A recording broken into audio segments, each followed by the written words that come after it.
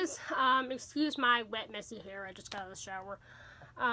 So, something amazing happened this morning. I woke up to sunlight coming through the window.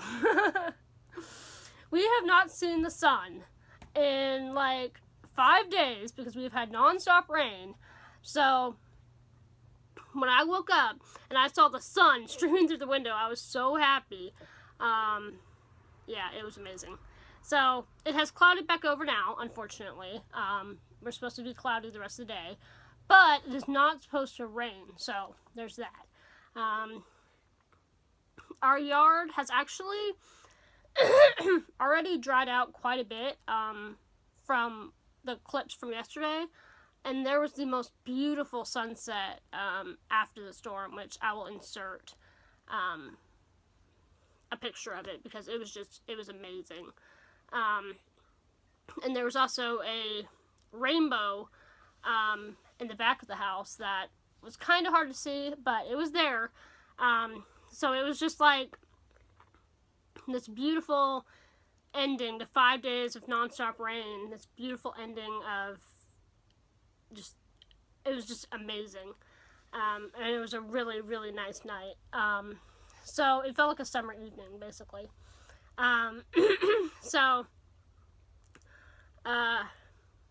Yeah, so for today, we are not supposed to get any rain. We're not supposed to get any rain tomorrow, which is an amazing feeling.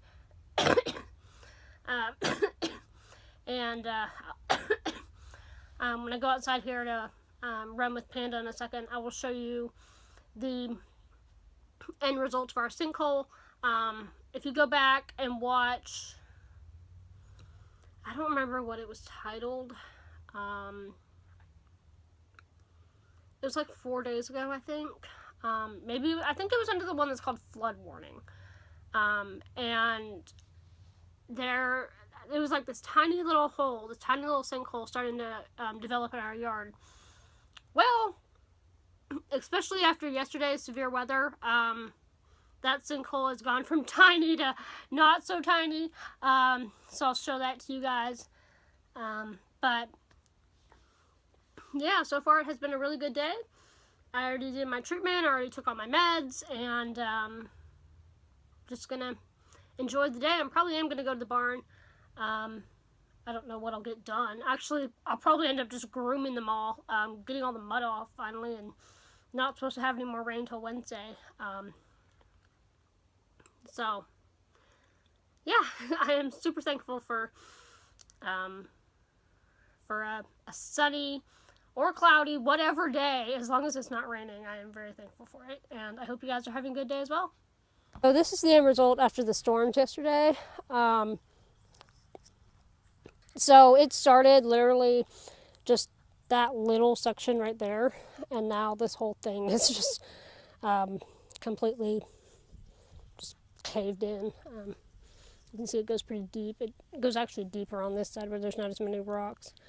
But the whole part of it is this whole area right here, and about, I'd say 3/4 of it ended up caving in.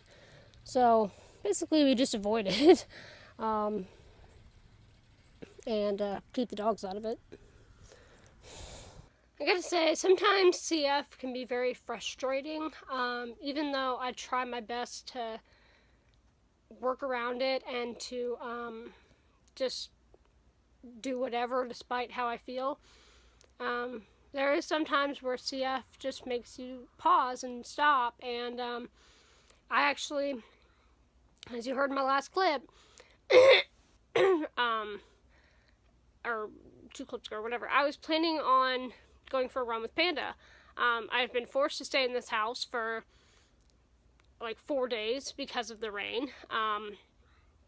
I've been sitting in bed. I'm tired of being on my phone. I'm tired of being indoors, basically. So I was like, yes, the rain has stopped. Let's go for a run. And I had my running shoes laced up. I was just refilling all the dogs' water bowls, and then we were going to go. And I just felt not up to it. I don't really know how to describe it. I guess the best way to describe it would be weak, but not really in that sense. just in a way that I knew that, yes, I could go out there and run, but it was more of it wouldn't be a very good decision. It'd be a better decision to sit here in bed and rest until I go to the barn in an hour or so. And that can be just frustrating because it's like, it makes no sense or rhyme or reason that, I've been sitting in bed and lying around for 4 days. Why does my body feel like it needs to rest? But the truth is, chronic illness is like that. You can't predict how you're going to feel, and your body doesn't say, just because you've been sitting in bed for 4 days and resting because of the rain, today you're going to feel awesome and you're going to have your best run ever, And so you learn to work around chronic illness, you learn to work around CF, and so I could go out there and run, and I could push it, but in the end, it's not worth it. I do the running for my health, and sometimes your body just says no, and there's no rhyme or reason, and it's extremely frustrating, and that's okay, but so I'll just sit here in bed and rest until I head to the horses, and try to make the most of that hour regardless. So I am on my way down to the barn, and still not feeling 100%, but definitely feeling a lot better than I was. Notice the blue sky behind me, it's amazing. So just gonna spend a little time down here, get them groomed, to get the mud off of them, and just enjoy my time down here. I definitely am glad that I made the decision to rest for a little bit. I think that it'll help me be able to enjoy my time down here better instead of feeling worn out. So yeah, hopefully it's not too muddy, but it's probably going to be pretty interesting. From all this rain, that is definitely turned around the dead grass. Everything is turning green again, pretty again.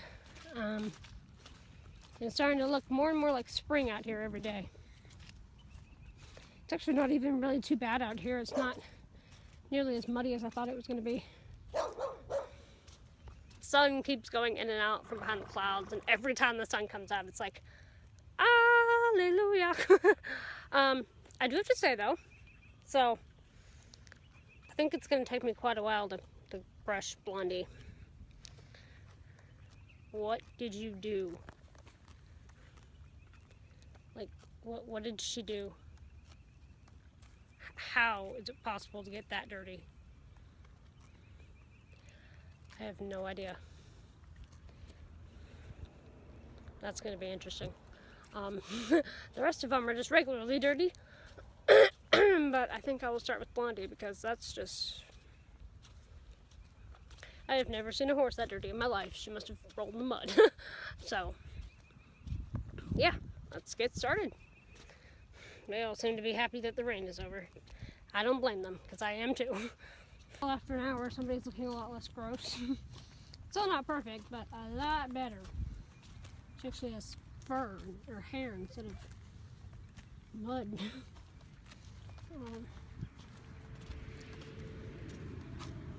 A lot better. It's gotta feel a lot better too.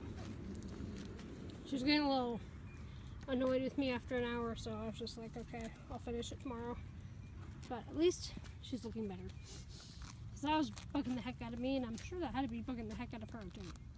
Guys, so I just got back from the barn, and even though I took a shower this morning, I'm gonna take a bath because I am covered head to toe in horse dirt and hair and everything else after grooming them, which I'm happy to do it. I'm not a girly girl. I like being out there and being in the mud and stuff, but don't really want to lay around all day covered in mud.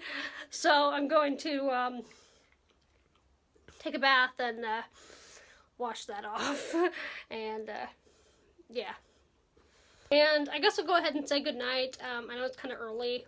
It's only like 4 o'clock, but figure I might as well just end the vlog because I'm not going to be doing much more tonight except for watching the Olympics, the closing ceremony, and that makes me so sad. Like, well, how is it already over? How has it already been 16 days since the Olympics started? Like, I don't know. Usually I don't even pay much attention to them, to be honest. But this year I've been like really into them and keeping track of the medals and watching the competitions and just having a blast. I mean, I even watched a hockey game. Okay, I watched a whole hockey game, and I am not a hockey person, although I really, really enjoyed it.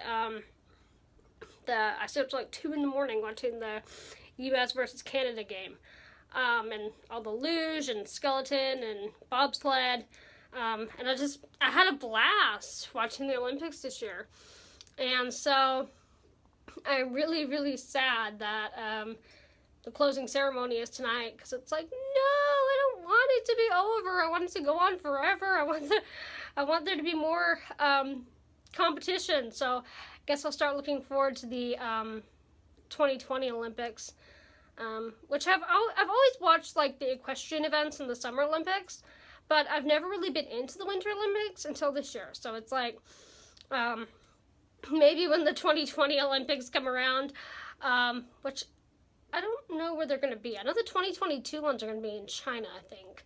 I don't know where the 2020 Olympics are going to be. But I guess I'll have to maybe try to branch out and watch more, watch the equestrian, but also try and see if there's other stuff that I watch.